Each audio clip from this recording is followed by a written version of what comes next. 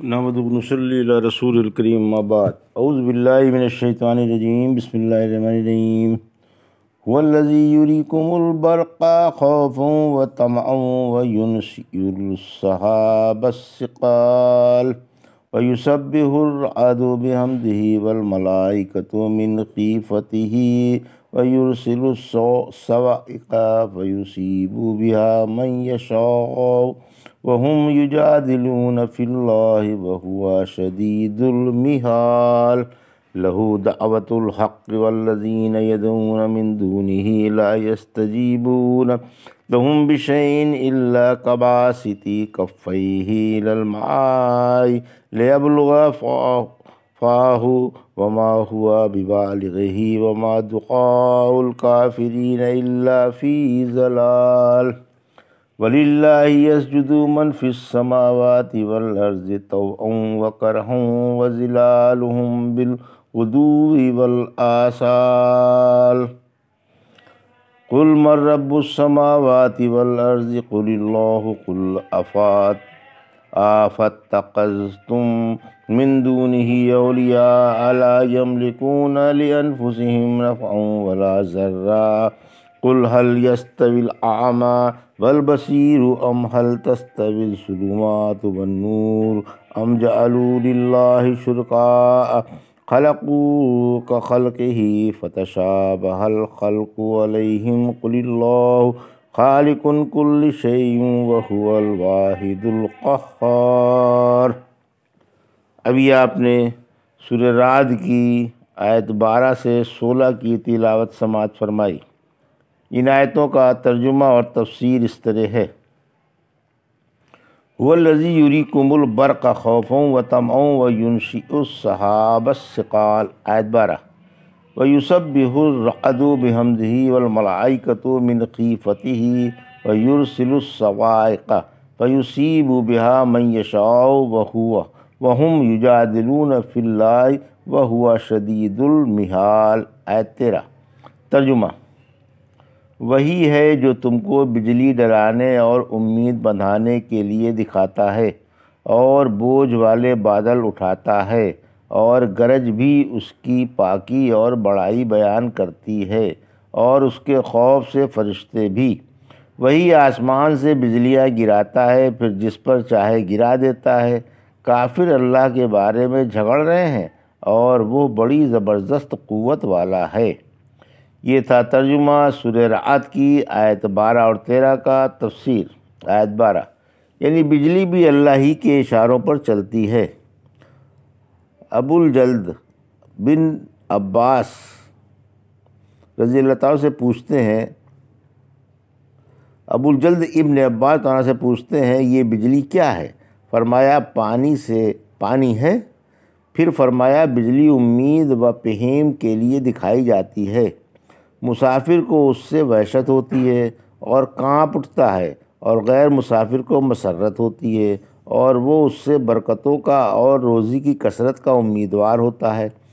اللہ ہی جھکے ہوئے بادل پیدا کرتا ہے جو پانی کے بوجھ سے زمین سے لگ جاتے ہیں۔ آیت 13 یعنی گرج بھی اسی کی پاکی بیان کرتی ہے اور اسی کی حمد کرتی ہے۔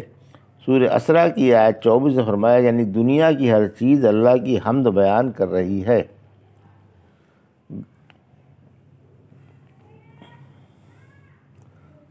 گرج کی دعائیں: رحمت عالم صلی اللہ علیہ وسلم جب گرج اور کڑک سنتے تو وہ یہ دعا پڑھتے: اللہم لا تقتلنا بغضب ولا تہلکنا بعذابک وعافنا قبل ذالک۔ ترجمہ: اے اللہ ہمیں اپنے قہر و غضب سے قتل نہ کر، اپنے عذاب سے ہلاک نہ کر، اور اس سے پہلے عافیت عطا فرما۔ گرج کی ایک دعا یہ بھی ہے: سبحان اللہ من یسبح الرعد بحمدہ، وہ پاک ہے جس کی حمد پاکی رعد بھی کر رہا ہے۔ عبداللہ بن زبیر گرج سن کر باتیں بند کر کے یہ دعا پڑھتے تھے: سبحان الذی یسبح الرعد بحمدہ والملائکۃ من خیفتہ، اور فرماتے کہ یہ گرج دنیا کے لیے واقعی بڑا سخت ڈراوا ہے۔ رحمت عالم صلی اللہ علیہ وسلم نے فرمایا تمہارے عزت و جلال والے رب نے فرمایا اگر میرے بندے میرے فرما بردار بن جائیں تو میں ان پر رات کو مہ برساؤں اور دن کو دھوپ نکال دوں اور انہیں گرج کی آواز بھی نہ سناؤں۔ جب تم گرج سنو تو اللہ کے ذکر میں لگ جاؤ، کیونکہ بجلی اللہ کو یاد کرنے والوں پر نہیں گرتی۔ قیامت کے قریب کثرت سے بجلیاں گریں گی۔ پھر فرمایا وہ آسمان سے جس پر چاہے بجلیاں گرا دیتا ہے، یعنی بجلی بھی اللہ کا ایک قسم کا عذاب ہے۔ اس لیے قیامت کے قریب کثرت سے بجلیاں گرا کریں گی، جیسا کہ رسول اللہ صلی اللہ علیہ وسلم نے فرمایا قیامت کے قریب لوگوں پر کثرت سے بجلیاں گریں گی۔ یہ حال ہوگا کہ ایک شخص لوگوں سے جا کر پوچھے گا کہ کل کس کس پر بجلی گری، تو وہ جواب دیں گے کہ فلاں فلاں پر۔ اس آیت کا شان نزول: ایک دفعہ رحمت عالم صلی اللہ علیہ وسلم نے عرب کے کسی سرکش کو بلایا۔ قاصد نے جا کر کہا تجھے رسول اللہ صلی اللہ علیہ وسلم بلا رہے ہیں۔ بولا رسول اللہ کون ہیں اور اللہ کیا ہے؟ کیا سونے کا ہے یا چاندی کا یا پیتل کا؟ قاصد نے آ کر کہہ دیا کہ میں نے جا کر اس کو پیغام پہنچا دیا تھا، وہ تو بڑا سرکش ہے، اس نے یہ جواب دیا ہے۔ آپ نے پھر دوبارہ بھیجا، اس نے دوبارہ بھی یہی جواب دیا۔ آپ نے پھر 6 بار بھیجا، اس نے پھر یہی جواب دیا۔ ابھی وہ جواب دے ہی رہا تھا کہ اتنے میں اس کے سر پر آسمان پر ایک چھوٹا سا بادل نمودار ہوا جو گرجا، اور پھر جو اس سے بجلی گری ہے تو اس کا مغز پاش پاش ہو گیا۔ اس پر اللہ نے وَيُرْسِلُ الصَّوَاعِقَ نازل فرمائی۔ پھر فرمایا کہ یہ کافر و مشرک اللہ کی عظمت میں مطرود ہیں اور اس کے یکتا ہونے میں شک کرتے ہیں، حالانکہ وہ نہ ماننے والوں اور مشرکوں کو کمال دردناک سزا اور ہولناک عذاب دینے والا ہے۔ سورہ نحل کی آیت 50 و 51 نے فرمایا انہوں نے بڑی چالاکی سے کام لیا، اللہ نے انہیں ان کی چالاکی کا بدلہ دیا اور انہیں خبر تک نہ ہو سکی۔ آپ غور فرمائیں کہ ان کے مکر کا انجام کیا ہوا۔ ہم نے ان کو اور ان کے ساری قوم کو غارت کر دیا۔ پھر فرمایا کہ اس کی پکڑ بڑی سخت ہے اور وہ بڑی زبردست تدبیر و قوت والا ہے۔ لہو دعوت الحق والذین یدعون من دونہ لا یستجیبون لہم بشیء الا کباسط کفیہ الی الماء لیبلغ فاہ وما ہوا ببالغہ وما دعاء الکافرین الا فی ضلال۔ آیت 14۔ ترجمہ: اسی کو پکارنا برحق ہے، اور جو اسے چھوڑ کر غیروں کو پکارتے ہیں وہ ان کی کسی بات کا بھی جواب نہیں دیتے، مگر اسی طرح جیسے کوئی اپنے دونوں ہاتھ پانی کی طرف پھیلا دے کہ پانی اس کے منہ میں چلا جائے، حالانکہ پانی اس کے منہ میں جانے والا نہیں۔ کافروں کی پکار سراسر گمراہی ہے۔ یہ ترجمہ تھا آیت 14 کا۔ تفسیر: مشرکوں کی مثال۔ علی رضی اللہ تعالیٰ فرماتے ہیں برحق دعوت سے توحید مراد ہے، جس کا اظہار لا الہ الا اللہ سے ہوتا ہے۔ پھر مشرکوں کی مثال بیان فرمائی کہ ان کی مثال اس شخص کی سی ہے جو کنویں سے اپنے ہاتھ سے پانی بھرنا چاہے، بھلا کہیں کنویں کے پانی تک کسی کا ہاتھ بھی جا سکتا ہے؟ پانی کا منہ میں پہنچ جانا تو بات کی بات ہے۔ یا اس شخص کی سی ہے جو زبان سے پانی پانی کہہ رہا ہے اور پانی کی طرف ہاتھ سے اشارہ کر رہا ہے، مگر اٹھا کر پیتا نہیں، اس طرح تو وہ پیاسا ہی رہے گا، پانی سے سیراب نہیں ہو سکتا۔ اسی طرح غیر اللہ سے مرادیں مانگنے سے ان کی مرادیں کبھی پوری نہیں ہو سکتی۔ جب وہ راستہ ہی چھوڑ دیا جس پر منزل مل جاتی تو بھلا منزل کہاں، بلکہ منزل تو لمحہ بلمحہ دوری ہی ہوتی جا رہی ہے۔ وَلِلَّهِ يَسْجُدُ مَنْ فِي السَّمَاوَاتِ وَالْأَرْضِ طَوْعًا وَكَرْهًا وَظِلَالُهُمْ بِالْغُدُوِّ وَالْآصَالِ۔ یہ آیت سجدہ ہے، آپ سجدہ کر لیں۔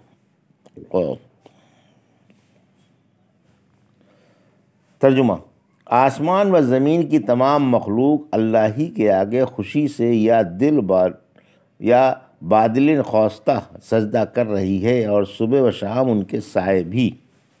یہ ترجمہ تھا آیت 15 کا۔ تفسیر: کائنات کی ہر چیز اللہ کے آگے جھکی ہوئی ہے۔ اللہ کی ہمگیر عظمت کا بیان ہے۔ تمام کائنات اس کے آگے جھکی ہوئی ہے اور اس کے اشاروں پر ناچ رہی ہے۔ ایمان والے خوشی خوشی اس کے آگے جھک رہے ہیں اور بے ایمان منہ پھلا کر دیکھتے نہیں۔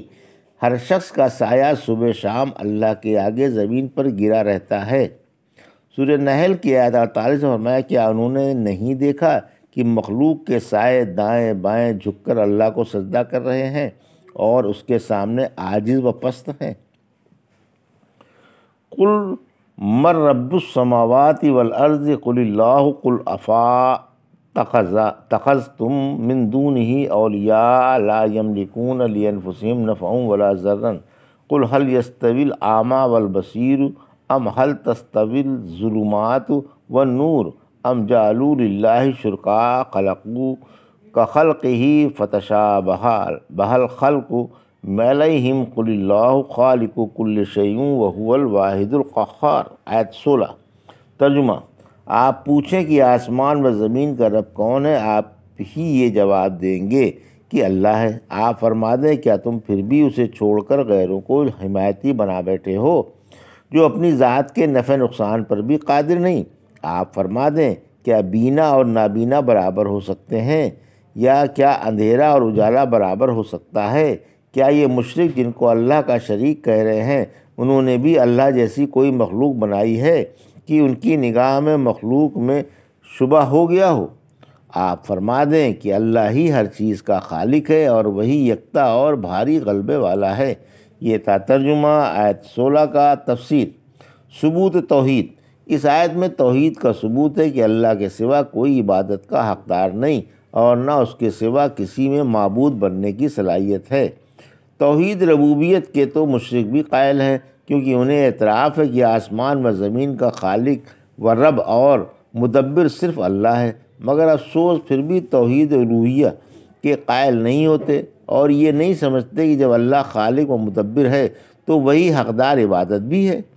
پھر جن کی عبادت کی جاتی ہے سب اللہ کے عاجز و درماندہ بندے ہیں، وہ اوروں کے تو کیا کام نکالیں گے، اپنے ذاتی نقصان پر بھی قادر نہیں ہیں، لہٰذا خالق پرست اور مخلوق پرست برابر نہیں ہو سکتے۔ خالق پرست اجالے میں ہیں، مخلوق پرست گھٹا ٹوپ اندھیروں میں۔ اول الذکر بینا ہیں اور ثانی الذکر نابینا، یعنی جس قدر فرق ایک بینا اور نابینا میں ہے اتنا ہی ان دونوں میں ہے۔ شرک کی ترویج۔ پھر فرمایا، کیا ان کے معبودوں نے بھی کوئی چیز بنائی ہے جس کی وجہ سے مشرکوں کو پہچاننا مشکل ہو گیا کہ کون سی چیز اللہ کی بنائی ہوئی ہے اور کون سی شریکوں کی؟ حالانکہ اللہ کے سوا کوئی بھنگے کا ایک پر بھی نہیں بنا سکتا، اس لیے اللہ کے مشابہ کوئی چیز نہیں، نہ کوئی اس کا ہم مثل ہے۔ اللہ وزیر و مشیر اور بیوی اور اولاد سے بری ہے، نہ کوئی اس کے برابر کا ہے اور نہ کوئی اس کا شریک ہے۔ ان مشرکوں نے ایسے معبود گڑھ لیے ہیں جن کو یہ خود بھی اپنے اقرار کے مطابق اللہ کی مخلوق سمجھتے ہیں اور اس کے غلام بتاتے ہیں۔